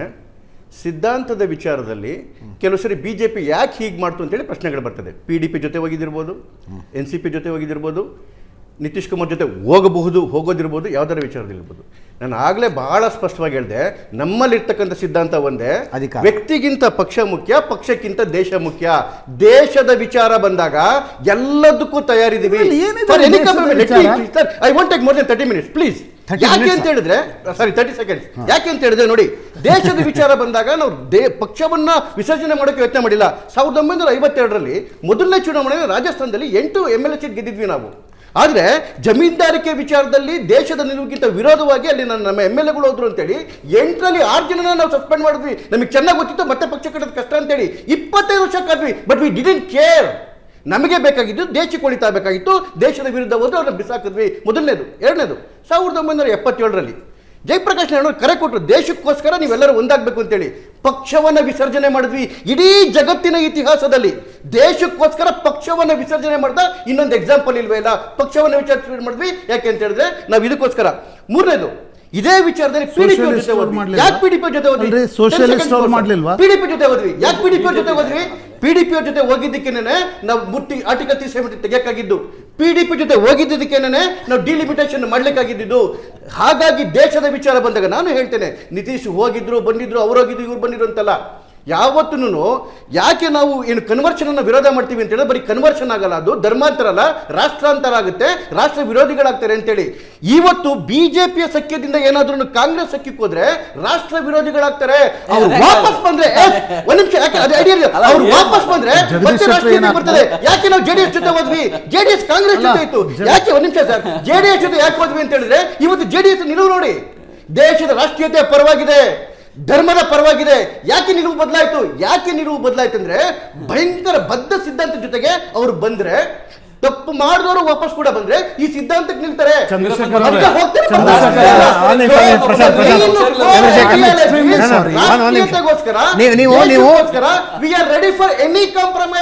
ನೀವು ಕನ್ಫ್ಯೂಸ್ ಮಾಡ್ಕೊಂಡ್ಬಿಟ್ಟಿದ್ದೀವಿ. ಬಿಜೆಪಿ ಆಫೀಸ್ ಹೊರಗಡೆ ಒಂದು ಟ್ಯಾಂಕ್ ಕಟ್ಟಿಸ್ಕೊಂಡಿದ್ದೀರಿ ಅನ್ಸುತ್ತೆ ಅಲ್ಲಿ. ಅಲ್ಲ, ಎದುರುಗಡೆ ಕಾರ್ಯಕ್ರಮ ವಾಪಸ್ ಬರುವಾಗ ಒಂದ್ಸಲ ಮುಳುಗಿ ಸಬ್ಸಿ ಹಾನಿಂದು ಅಂದ್ರೆ ಪೊಲಿಟಿಕಲ್ ಬ್ಯಾಪ್ಟಿಸಮ್ ಆಗುತ್ತೆ ಅಲ್ಲಿ. ಹೇಳ್ತಾರೆ ನಮ್ಮ ಸಿದ್ಧಾಂತನೇ ರಾಷ್ಟ್ರೀಯತೆ ವಿರೋಧವಾಗಿ ಏನಾದ್ರೂ ಕೆಲಸ ಆಗಿದ್ರೆ, ಒಂದು ಫಾರ್ ಎಕ್ಸಾಂಪಲ್, ಒಂದು ನಾವು ಅಧಿಕಾರಕ್ಕೋಸ್ಕರ ರಾಷ್ಟ್ರೀಯತೆ ಬಿಟ್ಟಿದ್ದೀವಿ, ಅಧಿಕಾರಕ್ಕೋಸ್ಕರ ನಮ್ಮ ಸಿದ್ಧಾಂತ ಬಿಟ್ಟಿದ್ದೀವಿ, ಅಧಿಕಾರಕ್ಕೋಸ್ಕರ ನಾವು ನಿಲುವು ಬಿಟ್ಟಿದ್ದೀವಿ. ನೆವರ್. ಜನಸಂಘ ಹುಟ್ಟಬೇಕಾದ್ರು ಯಾವ್ದು ನಮ್ಮ ಸಿದ್ಧಾಂತಗಳಿತ್ತು, ಆರ್ಟಿಕಲ್ 370 ಇರ್ಬೋದು, ರಾಮ ಮಂದಿರ ಇರ್ಬೋದು, ರಾಷ್ಟ್ರೀಯತೆ ಇರ್ಬೋದು, ಗೋಹತ್ಯೆ ಇರ್ಬೋದು, ಇವತ್ತು ಕೂಡ ಅದೇ, ಇನ್ನು 100 ವರ್ಷ ಆದ್ರೂ ಕೂಡ ಅದೇ. ಯಾರು ನಮ್ಮ ಜೊತೆ ಬರ್ತಾರೆ ಅವರೆಲ್ಲರ ನಿಲುವು ಕೂಡ ಹಂಗೆ ಇರುತ್ತೆ. ಇವತ್ತು ನಮ್ಮ ಇಂಡಿಯಾ ನಿಮ್ ಜೊತೆ ಬಂದ್ರೆ ಮಾತ್ರ ಅವರು ರಾಷ್ಟ್ರ ಜೊತೆ. ಈಗ ಜಗದೀಶ್ ಶೆಟ್ಟರ್ ಹಾಗಿದ್ರೆ ನಿಮ್ ಜೊತೆ ಇದ್ರು 9 ವರ್ಷ 9 ತಿಂಗಳು ರಾಷ್ಟ್ರ ವಿರೋಧಿ, 9 ತಿಂಗಳು ರಾಷ್ಟ್ರದ್ರೋಹಿಗಳಾಗ್ತಾರೆ. ನಿಮ್ ಜೊತೆ ಬಂದ್ಮೇಲೆ ಅವರು ರಾಷ್ಟ್ರ ಭಕ್ತರಾದ್ರು ಆಗುತ್ತೆ ಅಂತ ಹೇಳಿದ್ರೆ ರಾಷ್ಟ್ರೀಯತೆಗೋಸ್ಕರವೇ ಕಾಂಪ್ರಮೈಸ್ ಆಗೋದು.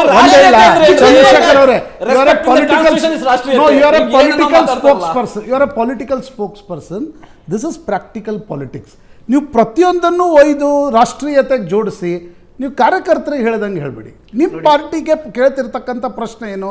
ನಿತೀಶ್ ಕುಮಾರ್ ಪಲ್ಟೂರಾಮ್ ಆಗಿದ್ರು, ವಾಪಸ್ ಬಂದರು, ಅದಕ್ಕೆ ಅವರು ರಾಷ್ಟ್ರೀಯತೆಯ ಕಾರಣದಿಂದ ನೀವು ನಿತೀಶ್ ಕುಮಾರ್ ಜೊತೆ ಕೈ ಜೋಡಿಸ್ತಿದ್ದೀರಾ. ಅಜಿತ್ ದಾದಾ ಪವಾರ್ ಆಗಿದ್ರೆ ಅಲ್ಲಿದ್ದಾಗ ಅವರು ಭ್ರಷ್ಟಾಚಾರಿ ಆಗಿದ್ರು, ನಿಮ್ಮ ಜೊತೆಗೆ ಬಂದಾಗ ಅವ್ರಿಗೆ ಅನಿಸ್ಬಿಡ್ತು, ಅಯ್ಯೋ ನಾನು ತುಂಬಾ ಭ್ರಷ್ಟಾಚಾರ ಮಾಡಿದ್ದೆ, ಇನ್ನು ನನ್ನ ಜೀವನ ರಾಷ್ಟ್ರಕ್ಕೆ. ಯಾಕೆ ಅಧಿಕಾರಕ್ಕೋಸ್ಕರ ರಾಷ್ಟ್ರೀಯತೆ ಜೊತೆ ಕಾಂಪ್ರಮೈಸ್ ಇಂಡಿಯಾ ಅಲೈನ್ಸ್ ಆಗುತ್ತೆ, ಕಾಂಗ್ರೆಸ್ ಜೊತೆ ಆಗುತ್ತೆ ಅಂತ ಹೇಳಿದ್ರೆ ಯಾರ ಜೊತೆ ಇದ್ದಾರೆ ಇವರು? Practical politics. Nitish Kumar practical politics. Nitish Kumar ನಮ್ಮ ಜೊತೆ ಬರ್ಲಿಕ್ಕೆ ತಯಾರಿದ್ದಾರೆ, ನಾವು ಅವ್ರ ಜೊತೆ ಮೈತ್ರಿ ಮಾಡ್ಕೊಳ್ತಾ ಇದೀವಿ. We can understand. ನೀವು ಅದನ್ನ ನ್ಯಾಷನಲಿಸಂ ಜೊತೆ ಜೋಡಿಸೋದು, ಪ್ರತಿಯೊಂದನ್ನು ರಾಷ್ಟ್ರೀಯತೆಯ 100% ಒಬ್ಬ ರಾಷ್ಟ್ರ ವಿರೋಧಿ ನೀವು ಅಧಿಕಾರದಿಂದ ತೆಗಿತಿದ್ದೀರಾ ಅಂತ ಹೇಳಿದ್ರೆ ನಿಮ್ಮ ಪಾರ್ಟಿ ಬಿಟ್ಟು ಉಳಿದವರೆಲ್ಲ ರಾಷ್ಟ್ರ ವಿರೋಧಿಗಳು ಅಂತ ಲೆಕ್ಕ. ನಿಲುವು ನೋಡಿ. Chandrashekhar no, you may be emotional, but ಏನೇನೋ ಹೇಳಿಕೆಗಳನ್ನು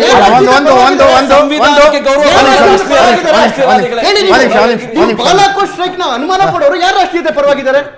ಚೈನಾ ಜೊತೆ ಅಗ್ರಿಮೆಂಟ್ ಮಾಡ್ಕೊಳ್ಳೋರು ಯಾರು ರಾಷ್ಟ್ರೀಯತೆ ಪರವಾಗಿದ್ದಾರೆ? ಚಂದ್ರಶೇಖರ್, ನಮ್ಗೆ ಯಾರು ಪಾಕಿಸ್ತಾನ ಜೊತೆಗೆ ಕೈ ಜೋಡಿಸ್ತಕ್ಕಂಥವ್ರು ಯಾರು ರಾಷ್ಟ್ರೀಯತೆ?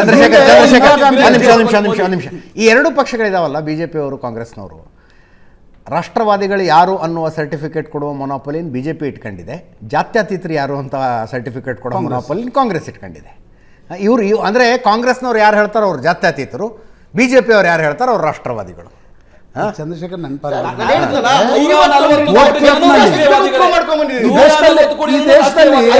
ಕೋಟಿ ಜನ ಜಾತ್ಯತೀತರು.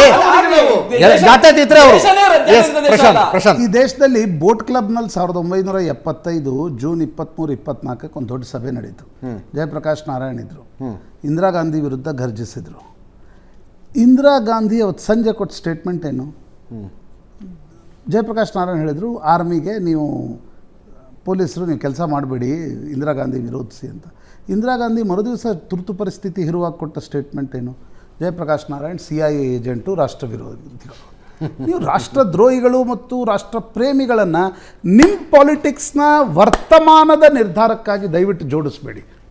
ನಾನು ಹೇಳಿದ್ದೆ ಸರ್, ಬಿಜೆಪಿ ಐಡಿಯಲ್ ನೀವು ಎಮೋಷನಲ್ ಇರ್ಬೋದ್ರಿ, ನಿಮ್ BJP, but it doesn't mean that ನೀವು ಪ್ರಾಕ್ಟಿಕಲ್ ಪಾಲಿಟಿಕ್ಸ್ ಬಗ್ಗೆ ಮಾತಾಡಿ. ಒಂದೇ ಒಂದು ಎಕ್ಸಾಂಪಲ್ ಹೇಳಿ, ಒಂದೇ ಒಂದು ರಾಷ್ಟ್ರ ಚಂದ್ರಶೇಖರ್, ಇದು MG Mahesh tone of argument.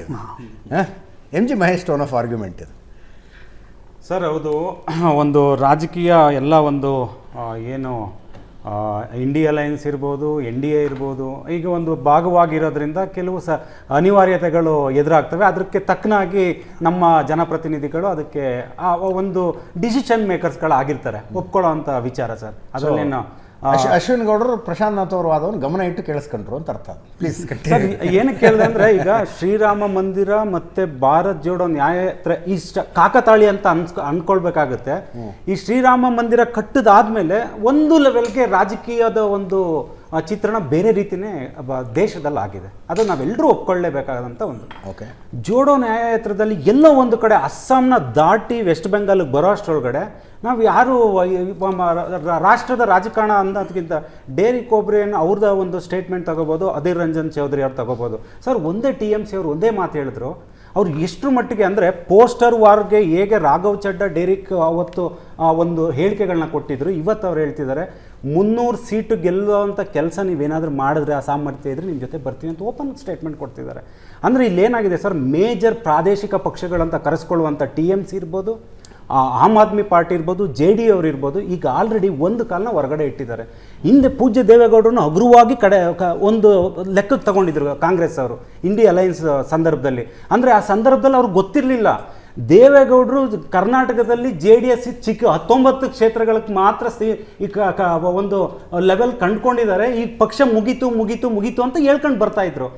ಅದು ಯಾವಾಗ ಮೋದಿಯವರ ಜೊತೆ ಒಂದು ಕೈ ಜೋಡಿಸಿದ್ರು, ರಾಷ್ಟ್ರ ಮಟ್ಟದಲ್ಲಿ ಅವರು ಕೈ ಜೋಡಿಸ್ದಾಗ ಅರಿವಾಯಿತು ಸರ್, ದೇವೇಗೌಡರು ಬರೀ ರಾಜ್ಯಕ್ಕೆ ಸೀಮಿತವಲ್ಲ, ಒಂದು ಖಂಡಿತ ಸರ್. ಈಗ ಪಂಜಾಬಲ್ಲಿ ಅವ್ರು ಮಾಡಿರೋಂಥ ಕೆಲಸಗಳಿರ್ಬೋದು, ಮಧ್ಯಪ್ರದೇಶದಲ್ಲಿ ಹಿಂದುಳಿದವ್ರಿಗೆ ಕೆಲಸ ಮಾಡಿರ್ಬೋದು, ಪಶ್ಚಿಮ ಬಂಗಾಳದಲ್ಲಿ ನೀರಾವರಿ ಸಮಸ್ಯೆ ಬಗೆಹರಿಸಿರ್ಬೋದು, ನೀವು ನಾವುಗಳು ಅಬ್ಸರ್ವ್ ಮಾಡ್ಬೋದು ಸರ್. ಈ ಎಲ್ಲ ಪ್ರಾದೇಶಿಕದ ನಾಯಕರು ಒಬ್ಬರು ಪೂಜ್ಯ ದೇವೇಗೌಡರ ಬಗ್ಗೆ ವಿರುದ್ಧವಾದ ಹೇಳಿಕೆನೇ ಕೊಡಲಿಲ್ಲ ಇಂಡಿಯಾ ಅಲಯನ್ಸ್ ಟೈಮಲ್ಲಿ. ಕಾಂಗ್ರೆಸ್ ಅವ್ರು ಮಾತ್ರ ಹಗುರವಾಗಿ ಕಡೆಗಣಿಸಿದ್ರು. ಇವತ್ತು ಯಾವ ಮಟ್ಟಕ್ಕೆ ಬಂತು ಸರ್ ಕಾಂಗ್ರೆಸ್ ಅವರು? ಇವತ್ತು ಪ್ರಧಾನ ಮಂತ್ರಿ ಹುದ್ದೆಗೋಸ್ಕರ ಮತ್ತೆ ಪ್ರಾದೇಶಿಕ ಪಕ್ಷಗಳು ಸ್ಟ್ರಾಂಗ್ ಇದ್ದಾವೆ ಅನ್ನೋ ಒಂದೇ ಒಂದು ವಿಚಾರಕ್ಕೆ ಕಾಂಗ್ರೆಸ್ ಅವರು ಎಲ್ಲರೂ ಕದ ತಟ್ಟಿದ್ರು. ಬಟ್ ಇವತ್ತೆಲ್ಲ ರಿವರ್ಸ್ ಆಗ್ತಿದೆ. ಹಾಗಂತ ನಾವು ಅದನ್ನು ಕಡೆಗಣಿಸೋಂಥ ಮಟ್ಟಕ್ಕೂ ನಾವು ಹೋಗಬಾರ್ದು. ರಾಜಕೀಯ ಇದ್ದಾಗ ಈಗ 3 ಪಕ್ಷದ 3 ವಕ್ತಾರರಿದ್ದಾರೆ, 3 ಜನ ಅನುಕೂಲ ಸಿಂಧು ರಾಜಕಾರಣವನ್ನು ಮಾಡ್ತಿದ್ದಾರೆ. ಅವ್ರನ್ನ ಕೂಡಿಸ್ಕೊಂಡು ನಾವು ಬಿಹಾರದ ರಾಜಕಾರಣ ಚರ್ಚೆ ಮಾಡ್ತಾ ಇದ್ದೀವಿ. ಬೇಸಿಕಲಿ ನಿಮ್ಮ ಅನುಕೂಲಕ್ಕೆ ನೀವು ರಾಜಕಾರಣ ಮಾಡ್ತಿದ್ದೀರಿ ಸರ್. ಅನುಕೂಲಕ್ಕೆ ಅಂತ ರಾಜಕೀಯ ಪಕ್ಷಗಳು ಅನುಕೂಲವಾಗಿ ಅಧಿಕಾರಕ್ಕೆ ಬರಬೇಕು ಅಂತ. ಆದ್ರೆ ಯಾವ ಲೆವೆಲ್ಗೆ ನಾವು ಹೋಗ್ತೀವಿ, ಏನು ಅಜೆಂಡಾ ಇಟ್ಕೊಂತೀವಿ. ನಾನು ಏನಕ್ಕೆ ಮಾತನ್ನು ಹೇಳ್ತಿದ್ದೀನಿ ಅಂದ್ರೆ, 6 ತಿಂಗಳಿಂದ ಇದೇ ಕಾಂಗ್ರೆಸ್ ಅವರು JDS ಬಗ್ಗೆ JDS ಮುಗ್ದೋಯ್ತು, ರಾಜ್ಯದಲ್ಲಿ ಮುಗ್ದೋಯ್ತು, ಕುಮಾರಣ್ಣ ಅವ್ರ ಇನ್ ಮೇಲಕ್ಕೆ ಬರಲ್ಲ ಅಂತ ಹೇಳ್ತಾ ಇದ್ರು. ಇವತ್ತು ಕಾಂಗ್ರೆಸ್ ಯಾವ ಮಟ್ಟಕ್ಕೆ ಬಂದಿದೆ ಅಂದ್ರೆ 28ರಲ್ಲಿ ನಾನು 1 ಸೀಟ್ನ ಕರ್ನಾಟಕದಲ್ಲಿ ಲೋಕಸಭೆಗೆ ನನ್ನ ಗೆಲ್ಲಷ್ಟು ಶಕ್ತಿ ಇದೆ ಅನ್ನೋ ಮಟ್ಟಕ್ಕೆ ಅವರಲ್ಲಿ ಬಿರುಕಿದೆ. ಅದರಿಂದ ಬಿಜೆಪಿ ಬಿಹಾರಲ್ಲಾಗಂತ ರಾಜಕೀಯ ಸನ್ನಿವೇಶಗಳಾಗಿರ್ಬೋದು, ಪಂಜಾಬಲ್ಲಾಗಂತ ರಾಜಕೀಯ ಸನ್ನಿವೇಶಗಳು ಖಂಡಿತವಾಗ್ಲೂ ಲೋಕಸಭೆಯಲ್ಲಿ ಇಡೀ ಭಾರತದಲ್ಲಿ ಎಲ್ಲ ಜನಕ್ಕೂ ಗೊತ್ತಾಗ್ತಾ ಹೋಗುತ್ತೆ. ಇವತ್ತು ಸರ್ ರಾಹುಲ್ ಗಾಂಧಿ ಅವರು ವೆಸ್ಟ್ ಬೆಂಗಾಲ್ಗೆ ಎಂಟ್ರಿ ಆದರು. ಅವ್ರಿಗೆ ರಿಕ್ವೆಸ್ಟ್ ಮಾಡ್ಕೊಂಡಿದ್ರು 10 ನಿಮಿಷನಾದರೂ ಮಮತಾ ದೀದಿ ಅವರು ಬರಬೇಕು, ಪಾಲ್ಗೊಳ್ಬೇಕು ಅಂತ. ಬರಲಿಲ್ಲ. ಇವತ್ತು ಆ ರಾಜ್ಯದಲ್ಲಿ ಅವರಿಗೆ ಹಿನ್ನಡೆ ಆಗ್ತಿದೆ. ನೆಕ್ಸ್ಟ್ ಬರೋಂಥ ರಾಜ್ಯ ಯಾವುದು? ಅದೇ ರಾಜ್ಯದಲ್ಲಿ ಇವತ್ತು ಗೊಂದಲ ಸೃಷ್ಟಿಯಾಗಿದೆ. ಇದೆಲ್ಲ ರಾಜ್ಯದಲ್ಲಿ ಇರೋಂಥ 4 ದಿಕ್ಕಲ್ಲಿ ಅಬ್ಸರ್ವ್ ಮಾಡಲ್ವ ಸರ್ ಮತದಾರರು? ಇವತ್ತು ಕಾಂಗ್ರೆಸ್ ಯಾವ ಮಟ್ಟಕ್ಕೆ ಹೋಗ್ತಿದೆ? ಅವ್ರು ಅಂದ್ಕೊಂಡ್ರು ನಾನು ಎಲ್ಲ ಸೇರ್ಕೊಂಡು ಏನೋ ಒಂದು ರೀಚ್ ಆಗೋಣ, ಫೈಟ್ ಕೊಡೋಣ, ಮೋದಿ ಅವ್ರ ವಿರುದ್ಧ ಹೋರಾಡಬೇಕು. ಹೌದು, ಹೋರಾಡಬೇಕು ಅಂತ ಅನ್ಕೊಂಡಿದ್ದವ್ರು ಇವತ್ತು ಕಾಂಗ್ರೆಸ್ ಯಾವ ಮಟ್ಟಕ್ಕೆ ಹೋಗ್ತಿದೆ ಸರ್?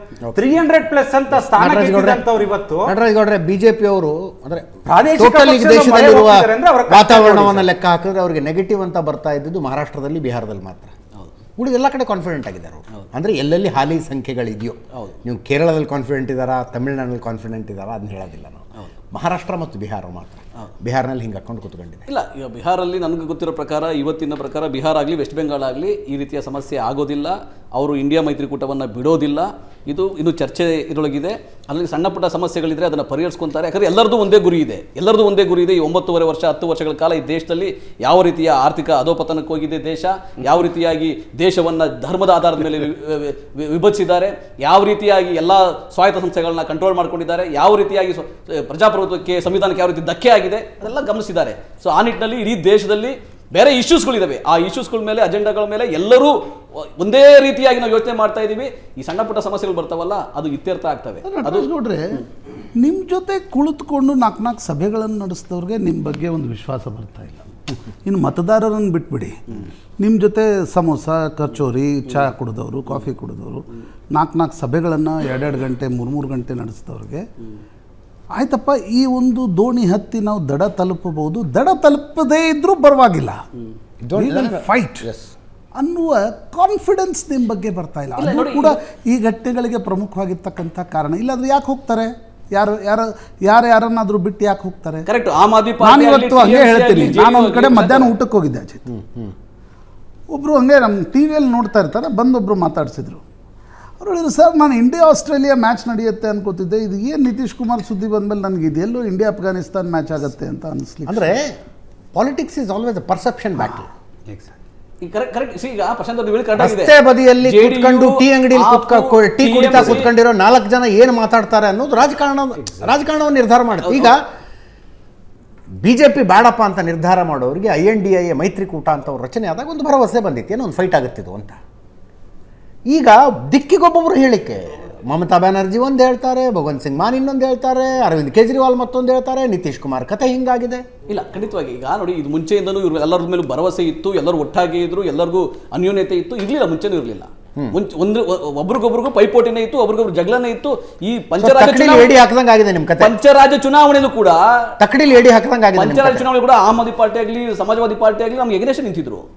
ನಮಗೆ ಹೊಂದಾಣಿಕೆ ಅಲ್ಲಿ ಇತ್ತು ಅಂತಿಲ್ಲ. ಬಟ್ ಲೋಕಸಭಾ ಚುನಾವಣೆಗೆ ನಾವು ಒಂದು ಕಾಮನ್ ಮಿನಿಮಮ್ ಪ್ರೋಗ್ರಾಮ್ಗಳು ಇಟ್ಕೊಂಡಿದ್ದೀವಿ, ಕಾಮನ್ ಅಜೆಂಡಾ ಇಟ್ಕೊಂಡಿದ್ದೀವಿ, ಒಂದು ಸ್ಪಷ್ಟವಾದ ಗುರಿ ಇದೆ. ಆ ಗುರಿಗೆ ಎಲ್ಲರೂ ಅಲ್ಲಿವರೆಗೂ ಸೇರೋವರೆಗೂ, ಒಂದು ಫೈನಲೈಸ್ ಆಗೋವರೆಗೂ ಸಣ್ಣ ಪುಟ್ಟ ಟ್ರಬಲ್ಸ್ ಇದ್ದೇ ಇರ್ತವೆ. ಆದ್ರೆ ಎಂಗೇಜ್ಮೆಂಟ್ ಚೆನ್ನಾಗಿಲ್ಲ, ಮದುವೆ ಚೆನ್ನಾಗುತ್ತೆ, ಮದುವೆ ಚೆನ್ನಾಗುತ್ತೆ ನೋಡ್ತಾ ಇರಿ. ಈ ಕಲ್ಲಿನ ಎಂಗೇಜ್ಮೆಂಟ್ ಅಲ್ಲಿ ಹುಡುಗ ಹುಡುಗಿ ಮಾತಾಡಿಲ್ಲ ನಿಜ, ಬಟ್ ಮದುವೆ ಚೆನ್ನಾಗುತ್ತೆ ನೋಡ್ತೀರಿ ಅಂತ ಇನ್ನೇನೋ ಹೇಳ್ಬೇಕು ಅನ್ಕೊಂಡಿದ್ದೆ, ಬಟ್ ದಟ್ಸ್ ಓಕೆ. ಆ ಕಲ್ಲಿನ ಮನೆ ಕಟ್ತಾರಲ್ಲ, ಅದಕ್ಕೊಂದು ಸ್ಯಾಂಡ್ ಬೇಕಾಗುತ್ತೆ, ಬೇಕಾಗತ್ತಲ್ಲ, ಅದು ವೈಟ್ ಸಿಮೆಂಟು ಸ್ಯಾಂಡ್. ಅದು ಲ್ಯಾಕುನ್ ಆಫ್ ದಿಸ್ INDA ಒಕ್ಕೂಟ. ನೀವು INDA ಈಗ ನೀವು ಜಯಪ್ರಕಾಶ್ ನಾರಾಯಣರ ಮಾತನ್ನು ನಾವು ಪದೇ ಪದೇ ತರ್ತೀವಿ, VP ಸಿಂಗ್ ಮಾತನ್ನು ಪದೇ ಪದೇ ತರ್ತೀವಿ. ದೇವರದ ಗ್ಲೂ ನೀವು ಹೇಳಿದ್ರಲ್ಲ, ಐಡಿಯಾಲಜಿಕಲಿ ಏನೂ ಸಂಬಂಧ ಇರಲಿಲ್ಲ ರೀ, ಬೈಂಡಿಂಗ್ ಏಜೆಂಟ್ ಥರ. ಇವ್ರು ಹೇಳಿದ್ರು ಜನತಾ ಪಾರ್ಟಿಯಲ್ಲಿ ಜನಸಂಘ ಮರ್ಜ್ ಆಯಿತು ಅಂತ. ಪಾಪ ಎಲ್ಲ ಸೋಷಿಯಲಿಸ್ಟ್ ಪಕ್ಷಗಳು ಮರ್ಜ್ ಆದವು, ಜನತಾ ಪಾರ್ಟಿಯಲ್ಲಿ ಹೋದವು, ಲೆಫ್ಟ್ ಪಾರ್ಟಿಗಳು ಕೂಡ ಅದರಲ್ಲಿ ಭಾಗವಹಿಸಿದ್ವು. ಒಂದು CPI ಏನೋ ಬಿಟ್ಟು ಉಳಿದಿದ್ದವರೆಲ್ಲ ಭಾಗವಹಿಸಿದ್ರು. ಅಲ್ಲಿ ಜಯಪ್ರಕಾಶ್ ನಾರಾಯಣ್ ಒಂದು ಗ್ಲೂ ಆಗಿ ಕೆಲಸ ಮಾಡಿದರು. ಬಟ್ ಸರ್ಕಾರದಲ್ಲಿ ಅದು ಸಾಧ್ಯ ಆಗಲಿಲ್ಲ. ರಾಜನಾರಾಯಣ ಎಲ್ಲ ಗಲಾಟೆ ಇದ್ದು ಸರ್ಕಾರ ಬಿದ್ದೋಯ್ತು. VP ಸಿಂಗ್ ಆ ಗ್ಲೂ ಆಗಿ ಕೆಲಸ ಮಾಡಿದರು. ಈ INDA ಒಕ್ಕೂಟ ನೋಡಿ, 2004ರಿಂದ 2014 ಇದ್ದಾಗ Sonia Gandhi was A glue. Correct. UPA ಮೈತ್ರಿಕೂಟಕ್ಕೆ ಏನಾದರೂ ಸ್ವಲ್ಪ ಸಣ್ಣ ಪುಟ್ಟಗಳ ಸಮಸ್ಯೆ ಇದ್ದರೆ Sonia Gandhi was A glue. ಈಗ ನಿಮ್ಮ ಬಳಿ ಆ ಗ್ಲೂ ಯಾವುದಿದೆ ನಟರಾಜ್? ರಾಹುಲ್ ಗಾಂಧಿ ಅವರು, ಮೊನ್ನೆ ಖರ್ಗೆ ಅವರು.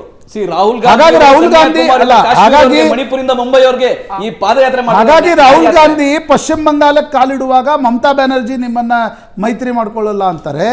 ರಾಹುಲ್ ಗಾಂಧಿ ಬಿಹಾರಕ್ಕೆ ಕಾಲಿಡುವ ಮುಂಚೆ ನಾನು INDA ಒಕ್ಕೂಟ ಬಿಡಬೇಕು ಏನೋ ಅಂತ ನಿತೀಶ್ ಕುಮಾರ್ ಚರ್ಚೆ ಮಾಡ್ತಿದ್ದಾರೆ. ನೀವು ರಾಹುಲ್ ಗಾಂಧಿ ಅವರನ್ನ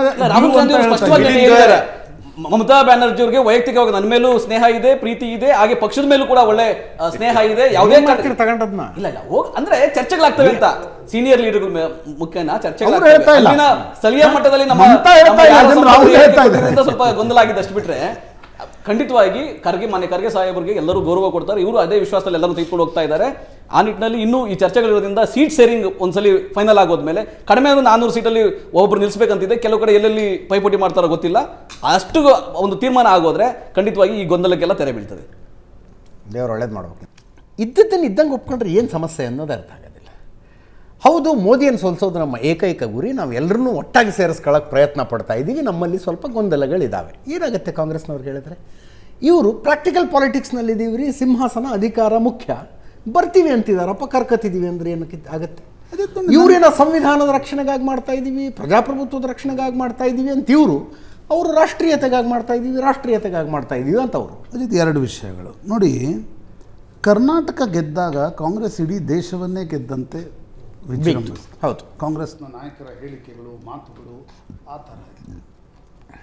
BJPಯ ಅಮಿತ್ ಶಾ, ನರೇಂದ್ರ ಮೋದಿ ಈ ತಂಡಕ್ಕೆ ಗೊತ್ತಿತ್ತು, ಒಂದು ವೇಳೆ ಉತ್ತರ ಭಾರತದ ರಾಜ್ಯಗಳಲ್ಲೂ ಸೋತ್ರೆ ನಾವು ಮೊಮೆಂಟಮನ್ನು ಕಳ್ಕೊಳ್ತೀವಿ ಅಂತಕ್ಕಂಥ. ಅವರು ತಮ್ಮ ಬಳಿ ಇರ್ತಕ್ಕಂಥ ಎಲ್ಲ ರಿಸೋರ್ಸಸ್ಗಳನ್ನು, ಶಕ್ತಿಯನ್ನು, ಶ್ರಮವನ್ನು, ಸಂಘ ಪರಿವಾರನ ಎಲ್ಲವನ್ನು ಕೆಲಸಕ್ಕೆ ಹಚ್ಚಿ 3 ರಾಜ್ಯಗಳನ್ನು ಗೆದ್ದರು. ಆ 3 ರಾಜ್ಯ ಗೆಲ್ಲದೆ ಹೋಗಿದ್ರೆ ಇವತ್ತು BJPಗೆ ಮೊಮೆಂಟಮ್ ಸಿಗ್ತಾ ಇದೆ. ನನಗನ್ಸುತ್ತೆ ರಾಮ ಮಂದಿರದ ಏನೊಂದು ಅದೊಂದು ಸಂಭ್ರಮ ವೇದಿಕೆ ಆಯ್ತಲ್ಲ. ಸಿದ್ಧವಾಯಿತು. ಆ ಹಾ, ಸಂಭ್ರಮಕ್ಕೊಂದು ವೇದಿಕೆ ಸಿದ್ಧ. 5 ಸ್ಟೇಟ್ ಎಲೆಕ್ಷನ್ ರಿಸಲ್ಟ್. ಹೀಗಾಗಿ ಇವತ್ತೊಂದು ರೀತಿ BJP 2024 ಚುನಾವಣೆಯತ್ತ ಅಂದರೆ ಸುಮಾರು 50% ಪ್ರಚಾರದೊಡನೆ ಧುಮುಕ್ತಾ ಇದೆ. ಇನ್ನೊಂದು ಕಡೆ ಮಮತಾ ಕೇಜ್ರಿವಾಲ್ ಕಾಂಗ್ರೆಸ್ಸನ್ನು ಬಿಟ್ಟು ಹೋಗ್ತಾ ಇದ್ದಾರೆ. ನಿತೀಶ್ ಕುಮಾರ್ಗೆ ಯಾಕೆ ಕಾಂಗ್ರೆಸ್ ಜೊತೆ ಇದ್ದ ಲಾಭ ಏನು ಅಂತ, ಪಾಲಿಟಿಕ್ಸ್ನಲ್ಲಿ ಅಂತಿಮವಾಗಿ ಲಾಭ, ಆ ಲಾಭ ಏನು ಅಂತಕ್ಕಂಥದ್ದು ಅಲ್ಲಿದ್ರೆ ಏನು ಸಿಗುತ್ತೆ, ಇಲ್ಲಿ ಬಂದರೆ ಏನು ಸಿಗುತ್ತೆ. ಹಾಂ, ಆ ಕಾರಣದಿಂದ ಬಿಟ್ಟು ಹೋಗ್ತಾ ಇವೆ ಅಂತಕ್ಕಂಥದ್ದು ಸ್ಪಷ್ಟವಾಗಿ ಕಾಣ್ತಾ ಇದೆ. ಇದಕ್ಕೆ ಮುಖ್ಯ ಕಾರಣ ಕಾಂಗ್ರೆಸ್.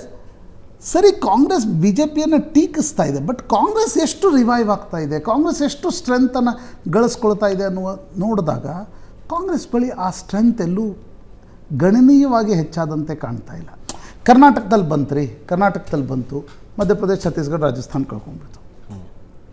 ತೆಲಂಗಾಣದಲ್ಲಿ ಬಂತು. ನೀವು 2 ಹೊಸ ರಾಜ್ಯ ಸೋತು, 2 ಗೆದ್ದು 3 ರಾಜ್ಯ ಸೋತು ಬಿಟ್ರೆ ನಿಮಗೆ ಅದು ಇಫೆಕ್ಟ್ ವಿಲ್ ಬಿ ನಿಲ್. ತೆಲಂಗಾಣದಲ್ಲಿ BJPಯನ್ನು ಸೋಲಿಸಿ ಅಧಿಕಾರಕ್ಕೆ ಬಂದಿದ್ರೆ ಆ ಕಾನ್ಫಿಡೆನ್ಸ್ ಲೆವೆಲ್ ಬೇರೆ ಇರ್ತಿತ್ತು. ಉತ್ತರ ಭಾರತದ ರಾಜ್ಯಗಳಲ್ಲಿ ನಿಮ್ಗೆ UP, ಹರಿಯಾಣ, ದಿಲ್ಲಿ, ಪಂಜಾಬ್, ಮಧ್ಯಪ್ರದೇಶ, ಛತ್ತೀಸ್ಗಢ, ರಾಜಸ್ಥಾನ್ ಇಲ್ಲಿ ಗೆಲ್ಲದ ಹೊರತು ಕಾಂಗ್ರೆಸ್ ರಿವೈವ್ ಆಗ್ಲಿಕ್ಕೆ ಸಾಧ್ಯ ಇಲ್ಲ.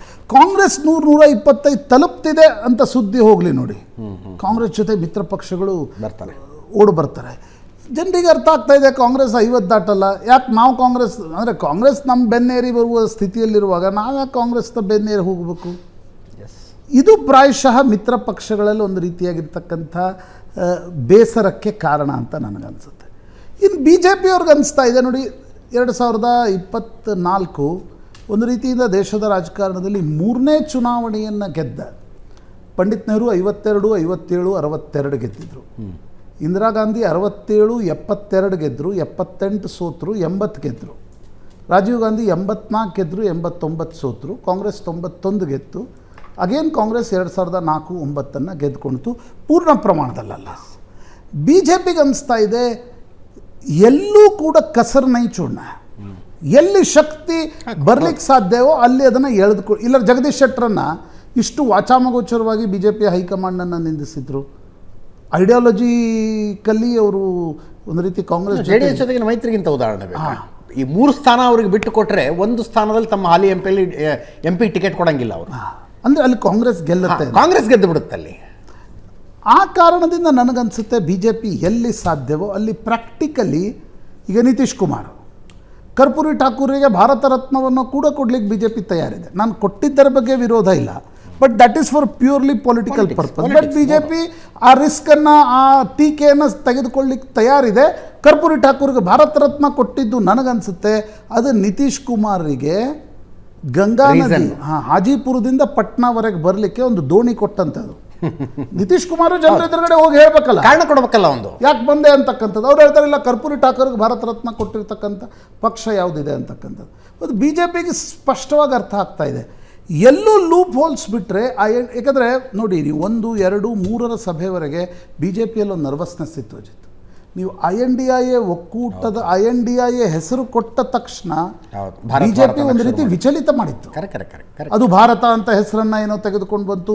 ಮತ್ತು ಪ್ರತಿ INDIA ಒಕ್ಕೂಟದ ಸಭೆಯ ಸಂದರ್ಭದಲ್ಲಿ BJP ಆಕ್ಷನ್ ಮಾಡ್ತು. ಅಂದರೆ ಅಲ್ಲಿಂದ ಹೆಡ್ಲೈನ್ ಗ್ರ್ಯಾಬಿಂಗ್ ಮಾಡ್ತಾ ಇತ್ತು. ಆದರೆ 3 ರಾಜ್ಯಗಳ ಚುನಾವಣೆಗಳ ನಂತರ BJP ಏನು ಮಾಡ್ತಾ ಇದೆ, ಆ ಮಿತ್ರ ಪಕ್ಷಗಳನ್ನು ನಿಧಾನವಾಗಿ ಬಿಡಿಸುವ ಪ್ರಯತ್ನವನ್ನು ಮಾಡ್ತಾ ಇದೆ. ಅಂದರೆ ಚುನಾವಣೆಗೆ ಮುಂಚೆಯೇ ಅರ್ಧ ಆಟ ಗೆದ್ದಂತಾಗಬೇಕು. ಕಾಂಗ್ರೆಸ್ BJPಗೆ ಉಳಿದ ಪಕ್ಷಗಳ ಸಮಸ್ಯೆ ಇಲ್ಲ. BJP ಕಾಂಗ್ರೆಸ್ ರಿವೈವ್ ಆಗಬೇಕು. At the cost of BJP Congress revive ಆಗುತ್ತೆ. ಆ ಕಾರಣದಿಂದ BJP ಕಾಂಗ್ರೆಸ್ಸನ್ನು ಏಕಾಂಗಿಯಾಗಿ ಮಾಡ್ತಕ್ಕಂಥ ಒಂದು ಗೇಮನ್ನು ರಚಿಸ್ತಾ ಇದೆ. ಆ್ಯಂಡ್ ನಥಿಂಗ್ ರಾಂಗ್ ಇನ್ ಪಾಲಿಟಿಕ್ಸ್ನಲ್ಲ ತಪ್ಪಲ್ಲ.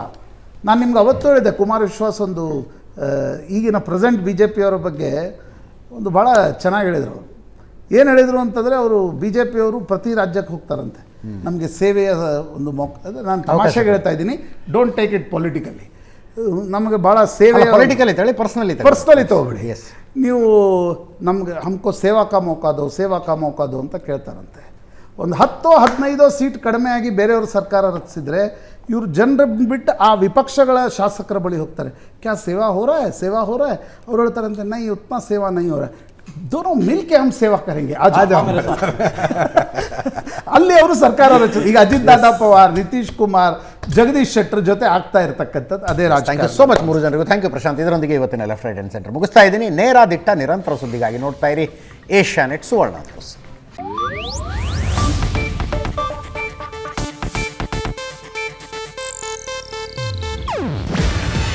ಇದು ಏಷ್ಯಾನೆಟ್ ನ್ಯೂಸ್ ನೆಟ್ವರ್ಕ್ ಪ್ರಸ್ತುತಿ. ನೀವು ನೋಡ್ತಿದ್ದೀರಾ ಏಷ್ಯಾನೆಟ್ ಸುವರ್ಣ ನ್ಯೂಸ್.